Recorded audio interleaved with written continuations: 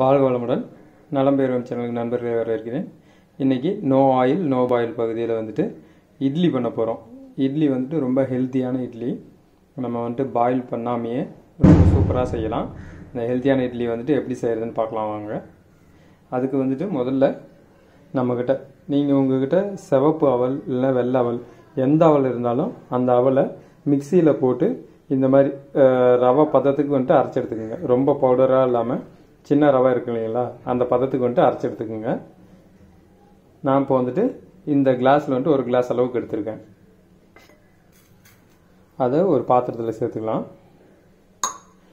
இப்போது இதில் பார்த்தீங்கன்னா கொத்தமல்லி கருவேப்பிலை ரெண்டும் கட் பண்ணி வச்சுருக்கோம் பொடியாக, அதை சேர்த்துக்கலாம் கொஞ்சம். அப்புறம் கேரட் துருவல் கொஞ்சம்.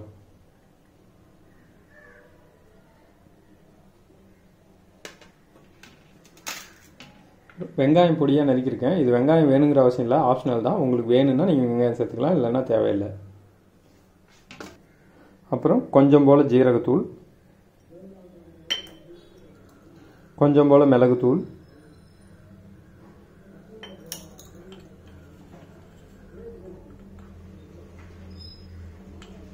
தேவைக்கேற்ப உப்பு. இப்போ இதை நல்லா கலந்து விட்டுக்கலாம்.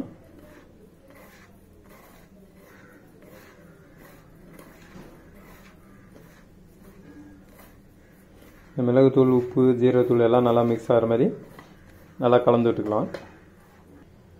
இப்போ இதில் நல்லா கெட்டியாக தேங்காய் பால் வந்துட்டு புளிஞ்சு வச்சுருக்கோம். முதல் பால் இது. நீங்கள் முடிஞ்ச அளவுக்கு கெட்டியான பால் யூஸ் பண்ண பாருங்கள், இல்லைனாலும் ஒன்றும் பிரச்சனை இல்லை. இப்போ இந்த டம்ளரில் ஒரு டம்ளர் வந்துட்டு அவல் தூள் பண்ணி எடுத்துருந்தோம். இப்போ இதில் வந்துட்டு 1க்கு 2 அளவுக்கு தேங்காய் பால் சேர்த்துக்க போகிறோம்.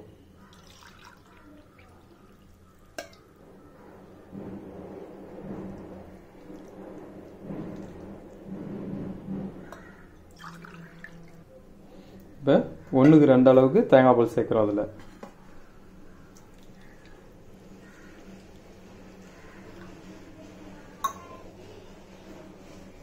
இதை நல்லா கரண்டி வச்சு கட்டி இல்லாமல் நல்லா கலந்து விட்டுக்குங்க.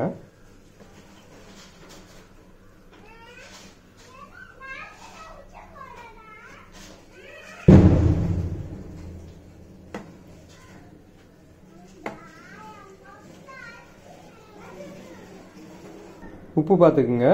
உங்களுக்கு உப்பு எந்த அளவுக்கு தேவைப்படுதோ அந்த அளவுக்கு போட்டுக்குங்க.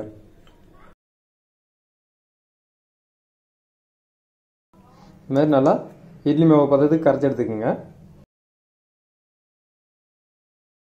இப்போ ஒரு இட்லி தட்டில் பார்த்தீங்கன்னா இட்லி துணி விரிப்போம் இல்லைங்களா, அந்த மாதிரி காட்டன் துணி விரிச்சிருக்கு. அதில் சும்மா டெக்கரேட்டிவாக கொஞ்சம் கொத்தமல்லி கருவேப்பிலை கேரட் வந்துட்டு வச்சுருக்கேன். இப்போ இந்த இட்லி இதில் வந்துட்டு நம்ம ஊற்றிக்கலாம் மாவு.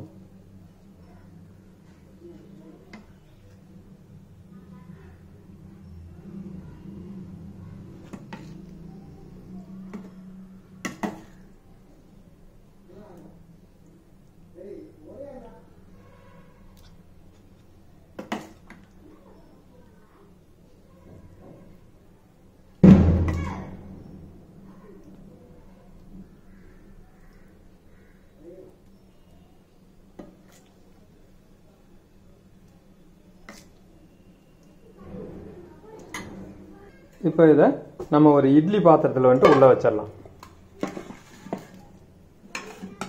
இந்த மாதிரி இட்லி பாத்திரத்தில் உள்ளே வச்சுட்டு மூடி வச்சிட போகிறோம்.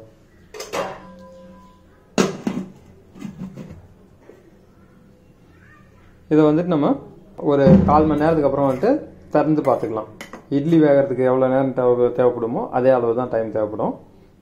நம்ம இதை ஒரு 1/4 மணி நேரத்துக்கு அப்புறம் திறந்து பார்க்கலாம். அதுக்குள்ளே இந்த இட்லிக்கு வந்துட்டு தொட்டுக்கிறதுக்கு நம்ம சட்னி அரைக்க போகிறோம். சட்னி அரைக்கலாம் வாங்க. 1/4 மணி நேரம் ஆகிடுச்சு. இப்போ நம்மளோட இட்லி பார்க்கலாம். பாருங்கள், நல்லா சூப்பராக கெட்டியாக இருக்குது. ரெடி ஆகிடுச்சு நம்ம இட்லி. இட்லி எடுத்துகிட்டு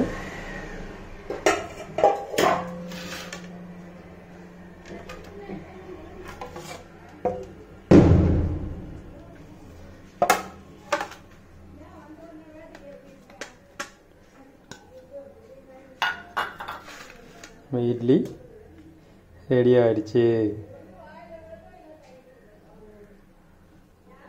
பாருங்கள், சூப்பராக இருக்குது. நம்மளோட இட்லி ரெடி ஆகிட்டு. நம்ம இட்லி ரெடி ஆகிடுச்சு. சூப்பராக இருக்கும், சாப்பிட்லாம். நான் வந்துட்டு கொஞ்சம் கேரட்டு கருவேப்பிலை மல்லியெல்லாம் கொஞ்சம் கூட போட்டிருக்கேன். நீங்கள் வந்து உங்களுக்கு எந்த அளவுக்கு தேவையாக இருக்குமோ அந்த அளவுக்கு போட்டுக்குங்க. நிறையா சேர்க்குங்கிற அவசியம் இல்லை. பாருங்கள், இட்லி வந்துட்டு அந்த நம்ம இட்லி சுட்டால் எப்படி சாலிடாக இருக்குமோ அந்த மாதிரி இருக்குது. நீங்கள் இதை வந்துட்டு ஒரு 20 நிமிஷம் வரைக்கும் கூட வச்சுருக்கலாம், ஒன்றும் ஆகாது. இட்லி நல்லா ஸ்ட்ராங் ஆகும். டைம் ஆக இட்லி நல்லாயிருக்கும். டைம் ஆக ஒன்றும் பிரச்சனை இல்லை, நல்லாயிருக்கும். நீங்கள் சாப்பிட்றதுக்கு ஒரு 20 நிமிஷம் முன்னாடி ப்ரிப்பேர் பண்ணிங்கன்னா கூட போதும்.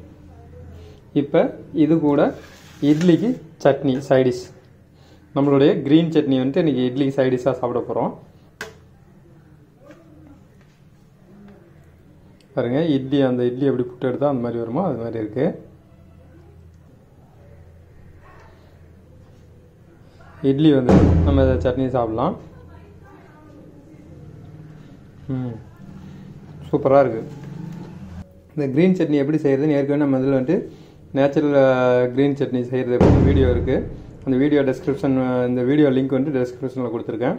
இது எப்படி செய்கிறதுன்னு தெரிஞ்சுக்கணுன்னா பாருங்கள். இந்த ரெசிபி உங்களுக்கு பிடிச்சிருந்துச்சின்னா லைக் பண்ணுங்கள், ஷேர் பண்ணுங்கள், கமெண்ட் பண்ணுங்கள். நலம் பெறும் சேனலுக்கு சப்ஸ்கிரைப் பண்ணுங்கள். மறக்காமல் பெல் ஐக்கானை ப்ரெஸ் பண்ணுங்கள். நன்றி.